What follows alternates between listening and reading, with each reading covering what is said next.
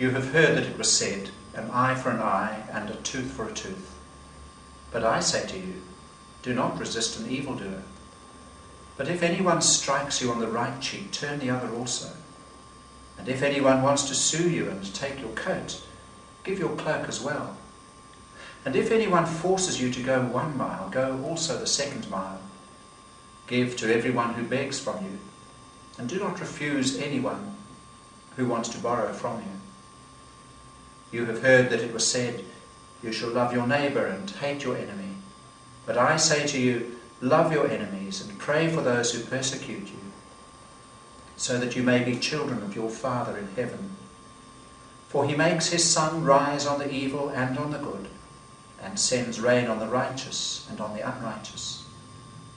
For if you love those who love you, what reward do you have? Do not even the tax collectors do the same? And if you greet only your brothers and sisters, what more are you doing than others? Do not even the Gentiles do the same?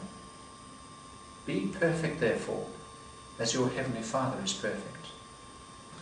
Well, Frank, this is pretty challenging stuff again. Right. And it's interesting, actually, if you think of listening to talk about these days, there are not a few people who are saying an eye for an eye, a tooth for a tooth, that we should live that way again. Including some recent legislation, 3 strikes, isn't it? It's very much part of that, yeah.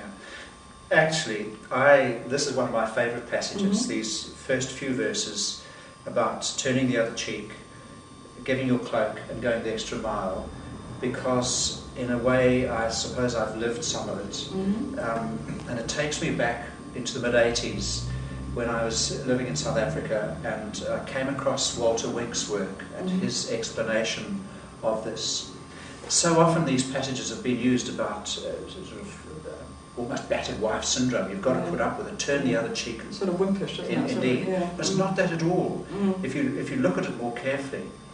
How do you strike somebody on the right cheek? The only way you can do it with your right hand is a backhand slap, which says, you nothing, you're a dog, get out of my way. By turning the other cheek, you're saying, at least recognize me as a human being, as a real person. That's worth thinking about. The issue about if you sue someone for your coat, give them the cloak as well. In Jewish law at the time, you could sue someone for everything they had except their cloak, which had to be returned at night. And we need to recognize too that nakedness, the shame, was not on the person who was naked, but on the one who caused the nakedness. Who shamed them. Yeah. So by offering to give your cloak as well, you actually suddenly are in a position of power when you thought you were powerless. It's quite subversive, that. It's very subversive. Quite subtle. And I love it. I think it's wonderful stuff. Yeah. And the same is true of the third one, about going the extra mile. Roman law said that a Roman soldier could force any citizen, and remember this was an occupied place, so anybody could be forced to carry his pack for 1 mile. By offering to go another mile, you're putting the poor old Roman soldier actually in a terribly embarrassing position. And I think it's a lovely, very humorous picture. Here's this great big burly Roman soldier on his knees begging for his pack to be given back to him. Because he could actually get into trouble. Because he's going to get into trouble. Yeah. And this sort of non-violent action, which is what it is very powerful stuff, very subversive. Think about Gandhi's statue down by the railway station. Indeed, just down this there. is going, back well beyond. It is going back, and Martin Luther King, it's well within all that. St. Francis doing the same sort of thing. You were talking about that in South Africa. I was. I remember very well an incident when people's homes were being bulldozed in squatter camps, and one morning, very early in the morning, they came. Once the men had gone to work, and the women confronted the bulldozers actually by stripping off their clothes. And they stood there literally stripping off their clothes. For that day, it didn't get bulldozed. In the long run, it didn't help. It's not an easy way to go. But isn't this actually what the cross is about? Jesus doesn't retaliate.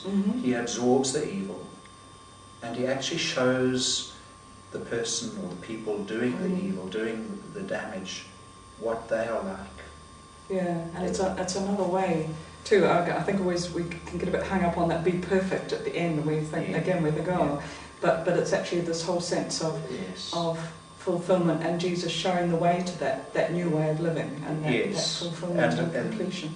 a sense of completeness and Yeah. working towards that. Yeah. Indeed, lots of challenge in these passages, Yeah. and we've only touched on it. And I think in an election year, love your enemies, and Good wow, stuff. real challenge for us all. Indeed.